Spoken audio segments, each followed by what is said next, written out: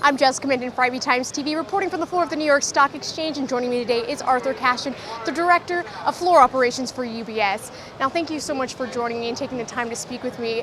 And it has been a crazy week when we do look at the shutdown, everything that's going on, and it was finally resolved. But in the midst of all of this, we are coming up on that Black Monday anniversary on Saturday, and you were here on that day. For those who were not here, can you explain what it was like down here, what the experience was for the stock market crash that happened in 1987? Well, it was, if you weren't here, it is very difficult to actually realize. The market had been amazingly strong throughout much of 1987 coming in to the fall, and it was up, I think, somewhere around 38% going into Labor Day. And then a couple of things began to pop up. There was talk about putting different taxes in different places. The United States was having a bit of a dispute with Germany about currencies and was one side taking advantage of the other. And we began to give up prices. We got into the month of October, and a series of things began to change. Mr. Gebhardt, who was a congressman, proposed that maybe we could put in a tax on imports, and that reminded a lot of people of Smoot-Hawley and the 1929 crash. The dispute with Germany grew, and Germany proposed putting in a tax that would actually make U.S. treasuries unattractive. So we had the market drop about 90 points one day, which was the largest point drop we'd ever seen.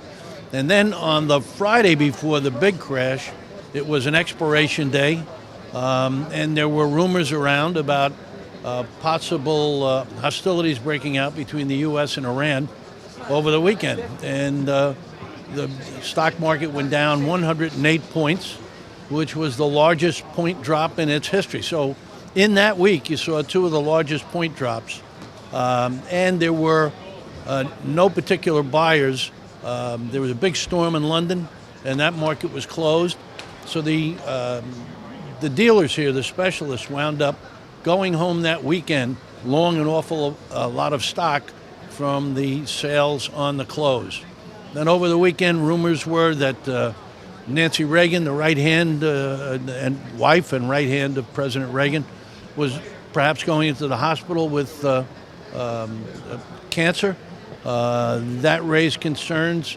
Again, the Secretary of the Treasury, Mr. Baker, was on the TV talk shows over the weekend, kind of speaking hostilely about Germany and their currency.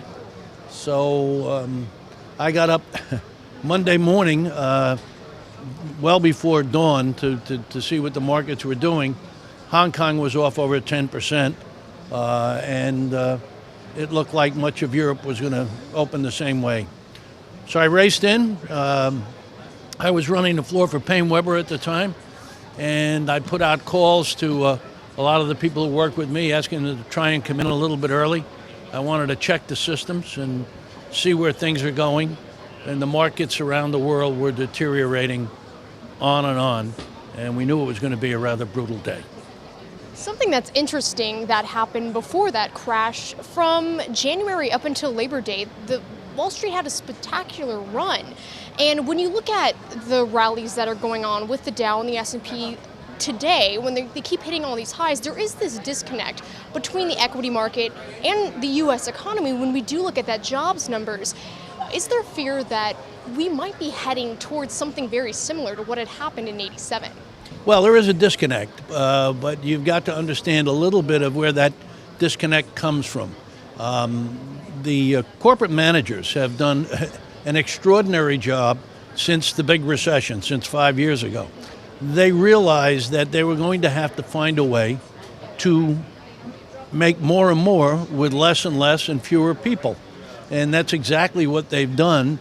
They've found a way to produce more product and try to sell more things with fewer people. And that's why the stock market's up, but your brother-in-law may not be able to find a job. So it's a very, very difficult disconnect, and it's got more than a few people concerned. The problem is profit margins are an all-time record high. They've done that good a job.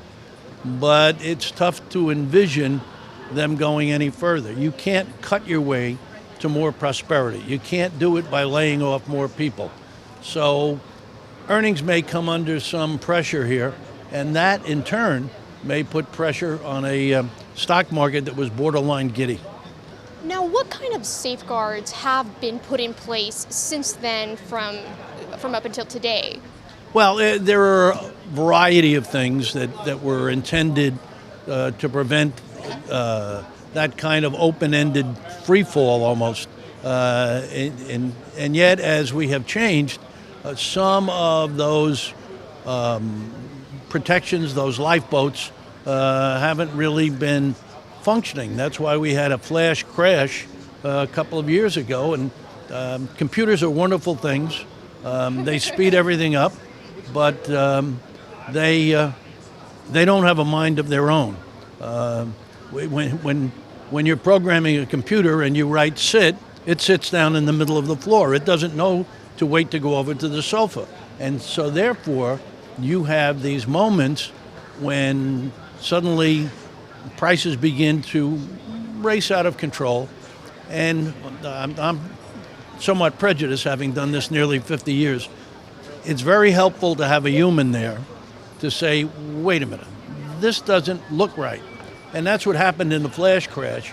Nothing here on the floor of the New York Stock Exchange where we're standing traded for a penny. That happened elsewhere. It happened where things were traded only by computers. So do we have safeguards in? Yes, but we're also in a new accelerated format, and I don't want to really tempt those safeguards and see if they stick.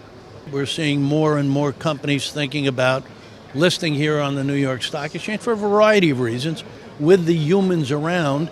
If you're the CEO, you can hear, gee, what happened to my stock? Why did it trade like that? Well, there's a human here to analyze and respond. Well, what happened was your company was part of a reweighting of an ETF or some other technical item. That means it's no reflection on your management. It's no reflection on how you're doing. It's having done this, as I say, over 50 years, I can recall thousands of times when it was important to have that human idea of hold it, wait, planes have autopilots, but you wouldn't want to fly all the time without a pilot.